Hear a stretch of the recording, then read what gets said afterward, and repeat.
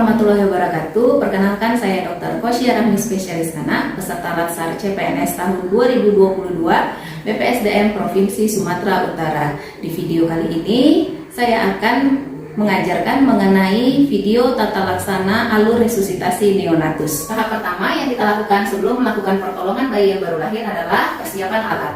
Nah, di sini ada beberapa alat-alat yang harus kita persiapkan, yaitu yang pertama, 3 kain bedong. Ini yang akan nanti digunakan untuk menghangatkan, kemudian membersihkan bayi. Kemudian alat yang kedua adalah saturasi bayi. Ini berfungsi untuk mengukur oksigen yang terdapat di dalam tubuh bayi. Kemudian kita gunakan alat suction. Suction ini untuk menghisap lendir pada bayi. Selanjutnya ada ambu dan ada sungguh bayi. Nah, ambu ini dan sungguh gunanya adalah untuk memberi pernafasan pada bayi. Selanjutnya kita siapkan stetoskop. Dan yang terakhir adalah alat suction. Tahapan kedua adalah kita persiapkan infant warmer. Tujuan dari infant warmer ini adalah untuk meletakkan bayi yang lahir di bawah infant warmer agar tetap hangat. Nah, sebelumnya kita harus melakukan pengaturan suhu terhadap infant warmer yang sesuai dengan suhu bayi. Bisa kita lakukan pengaturan suhu. Suhu diatur 37 derajat sesuai dengan bayi. Jika bayi lahir, kita segera menghidupkan timer untuk mengetahui berapa lama pertolongan yang kita berikan dan untuk menentukan langkah selanjutnya pertolongan apa yang seharusnya kita lakukan. Setelah bayi lahir, bayi diletakkan di bawah infant warmer.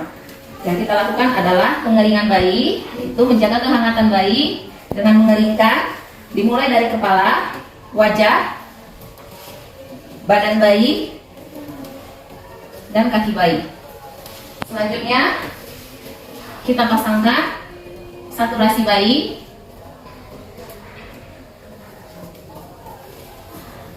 Sambil kita ukur.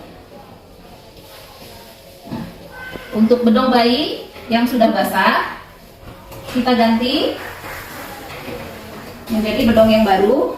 Setelah dipastikan bayi hangat, kita lakukan pengganjalan pada leher bayi. Hal ini berfungsi untuk menjaga jalan pernafasan bayi.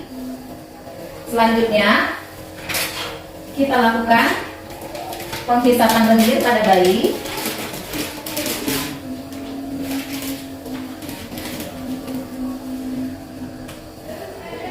Dengan menggunakan kateter suction. Kita mulai penghisapan lendir dari hidung, kemudian ke mulut. Setelah kita yakin lendir tidak ada di hidung dan di mulut atau sudah bersih, kemudian kita posisikan kembali bayi.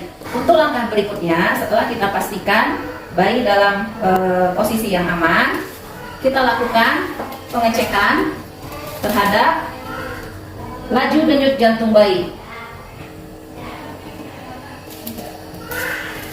Apabila dijumpai laju denyut jantung bayi di atas 100 kali per menit dan nafas bayi dalam keadaan bebas atau tidak sesak nafas atau tidak megap-megap, maka bayi dapat kita serahkan ke ibunya untuk dilakukan inisiasi menyusui dini.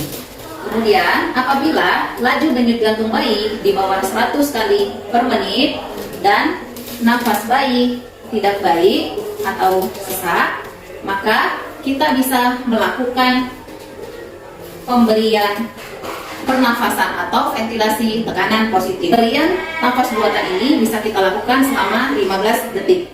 Perhatikan, sungkup yang ada harus menutupi hidung dan mulut bayi.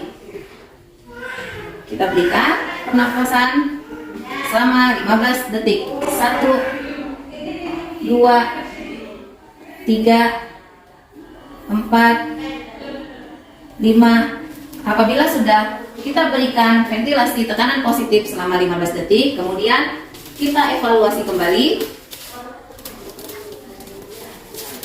denyut jantung bayi dan pernafasan bayi. Apabila denyut jantung bayi di atas 100 kali per menit dan pernapasan bayi sesak, maka kita bisa melanjutkan pemasangan alat bantu nafas yang bernama CPAP.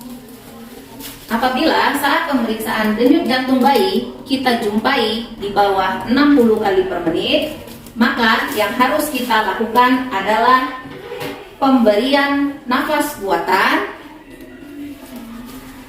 dan kompresi atau pijat jantung. Perbandingan antara pemberian nafas buatan dengan pijat jantung adalah 1:3, yaitu setiap 1 kali ventilasi diikuti dengan 3 kali kompresi dada. 1, 2, 3. 1,